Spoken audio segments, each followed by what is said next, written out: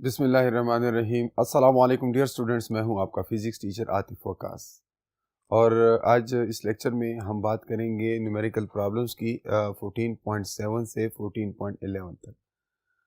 Previous lecture में हमने 14.6 तक न्यूमेरिकल प्रॉब्लम्स कर लिए थे। अब इसमें ये है 14.7 में एक सिस्टम है, सॉलिनॉइड है और उस सॉलिनॉइड में नंबर ऑफ टर्न्स बताए गए हैं कि 15 पर यूनिट लेंथ यानी पर सेंटीमीटर 15 टर्न्स हैं।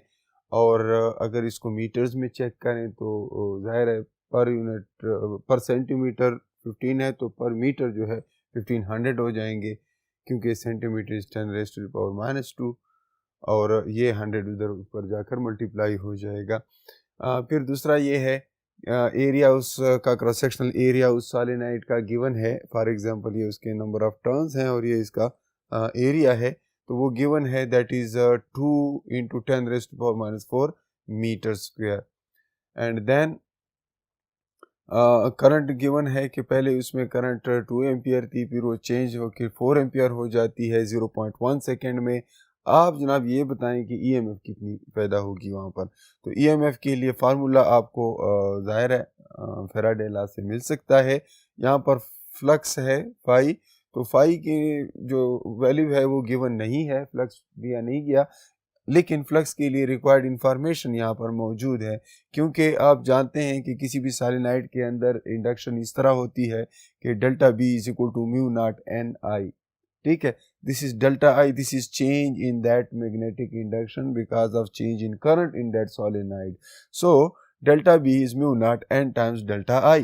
डेल्टा आई में वो वैल्यू पुट कर लेंगे, 4 से 2 सब्ट्रैक्ट कर लें तो आपके पास डेल्टा आई आ जाएगा 2 amperes. So delta I is 4 - 2 amperes यानी 2 एम्पियर्स। ठीक है ना, इतना चेंज आया है। सो इस तरीके से आप डेल्टा बी की वैल्यू फाइंड कर लेंगे और फिर उसी डेल्टा बी की वैल्यू आप सब्स्टिट्यूट कर लें इस फार्मूले में, क्योंकि फ्लक्स बी डॉट ए है तो ऊपर डेल्टा बी है, एरिया है, यहाँ पर डेल्टा बी की जगह ये फार्मूला सब्स्टिट्यूट किया और अब सारी वैल्यूज आपको मालूम है। म्यू नॉट मालूम है, permeability of free space, and that is 4 pi into 10⁻⁻⁷. ठीक है, that is the permeability of free space and it is Tesla per ampere, metre भी साथ में, टेस्ला मीटर पर एम्पियर। तो ये आपको मालूम है म्यू नॉट, एन मालूम है, डेल्टा आई गिवन है, 4 से 2 सब्ट्रैक्ट किया, एरिया मालूम है। ठीक है, तो ये वैल्यू सिर्फ सब्स्टिट्यूट करने हैं and you obtain this result.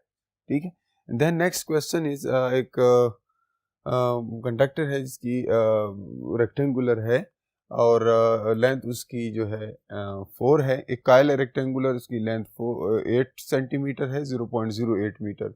उसकी ब्रेड्थ जो है वो 2 सेंटीमीटर है, 0.02 मीटर। एक ही कायल है, N1 है एंड उसके थ्रू जो मैग्नेटिक फील्ड की स्ट्रेंथ है दैट इज 0.3 टेस्ला। एंगल वो बना रहा है 90 डिग्री। अब उसकी वो कंडक्टर अगर मूव करे विद द स्पीड 1 सेंटीमीटर पर सेकेंड, ठीक है, तो अगर वो पूरा आप कंडक्टर मूव करते हैं तो उसके ब्रेथ में, उसकी विड्थ में कितना ईएमएफ इंड्यूस होगा ये बताना है। तो लॉन्गर साइड में ईएमएफ कितना होगा और शॉर्टर साइड में ईएमएफ कितना होगा, और लॉन्गर साइड में जब जो ईएमएफ होगा वो कितने टाइम तक रहेगा, and the same way shorter side वाले का टाइम क्या होगा। तो ये सब हम कैसे फाइंड कर सकते हैं। सबसे पहले जनाब ईएमएफ के लिए आप मोशनल ईएमएफ का formula BLV sin theta substitute कर लें। फिर दूसरे केस में भी आप दूसरे के लिए भी यही करें, लेकिन याद रहे एक में लेंथ जो है ये वाली लेंथ सब्स्टिट्यूट करनी है और दूसरे में लेंथ जो है b सब्स्टिट्यूट करना है और वेलोसिटी वही है। सो BV sin थीटा ये शॉर्टर के लिए है। ठीक है, एंड देन टाइम दोनों का आपने किस तरह फाइंड करना है। Faraday law E is equal to n delta phi by delta T. मैंने डेल्टा टी और EMF को रिप्लेस किया है इधर उधर तो इस तरीके से आप इस प्रॉब्लम को भी सॉल्व कर सकते हैं. It's very simple. You need only these formulas and then if you substitute the values you get the result. Clear? तो ये इसके रिजल्ट्स आ जाएंगे. Then next question is कि एक कंडक्टर है जिसकी लेंथ है that is 90 millimetre and 0.9 metres और वो किसी मैग्नेटिक फील्ड के अंदर जो है वो इस वेलोसिटी से मूव हो रहा है परपेंडिकुलरली. उस मैग्नेटिक फील्ड की स्ट्रेंथ भी गिवन है. रेजिस्टेंस उस वायर की जो है that is given as 5 milli ohm. वो कह रहा है कि पहले तो आप मुझे बताएं कि करंट उसमें कितना प्रोड्यूस होगा.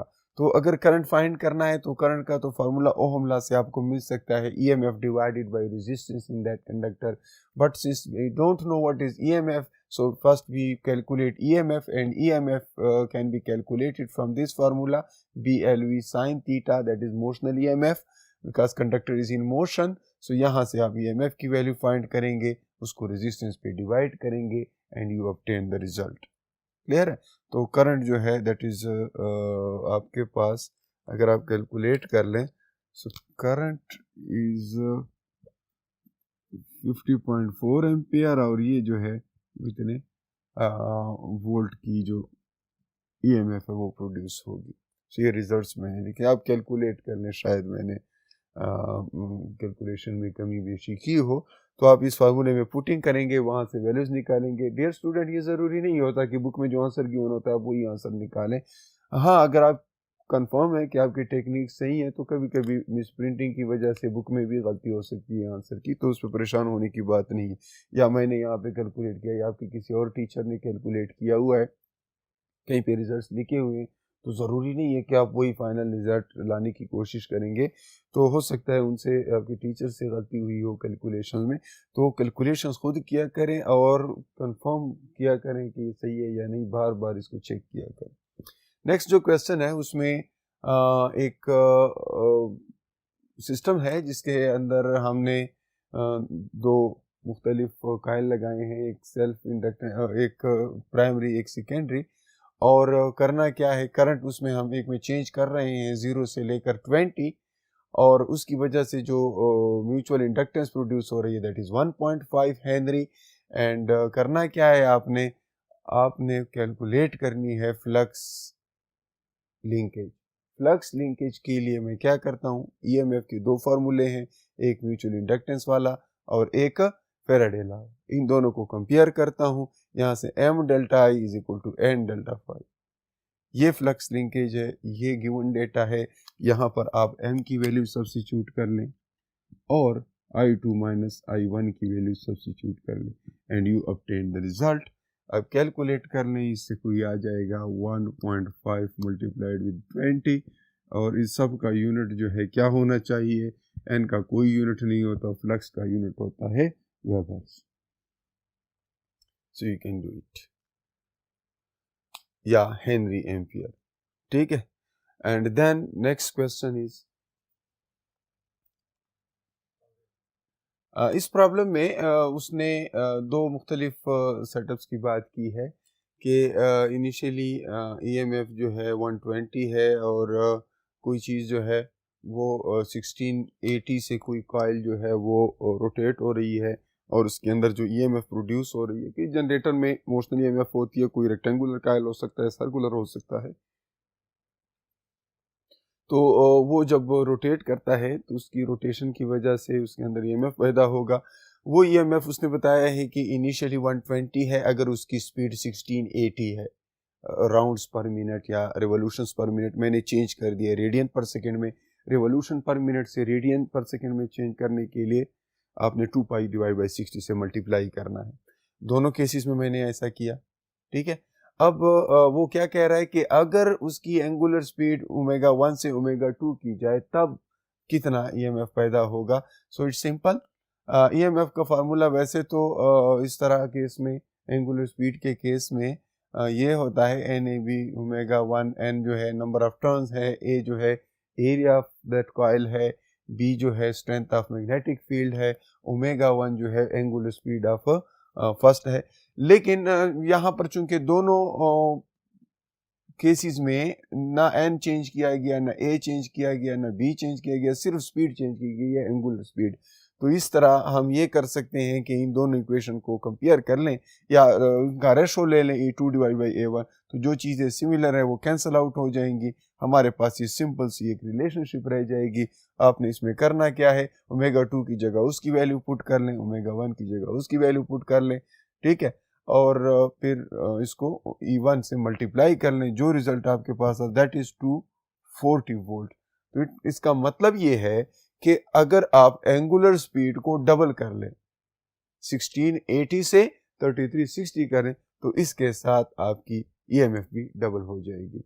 सो इसके साथ आज का ये लेक्चर हमारा ख़त्म होता है। हमने बात की है, सारे न्यूमेरिकल सॉल्व किए हैं। इसमें कुछ न्यूमेरिकल प्रॉब्लम्स जो हैं ऐसे थोड़े से टेक्निकल हैं, जो पहली नज़र में बंदे को क्लियरली समझ नहीं आते, लेकिन बहरहाल बार बार यही बात मैं कहता हूँ कि आप खुद इस पर प्रैक्टिस करें। किसी भी सोल्यूशन को देख के आप सॉल्व करेंगे, आपसे गलती होगी, तो आप ठीक है एक नज़र इधर से देख के एक दफ़ा इसको समझें और फिर क्वेश्चंस अपने सामने रखें और उसको सॉल्व करें। सोल्यूशन को देख के सॉल्व करेंगे तो आपसे गलती होगी, ठीक है। तो इंशाल्लाह नेक्स्ट लेक्चर में मिलते हैं, तब तक के लिए अपना बहुत सारा ख्याल रखिए। अल्लाह हाफिज़।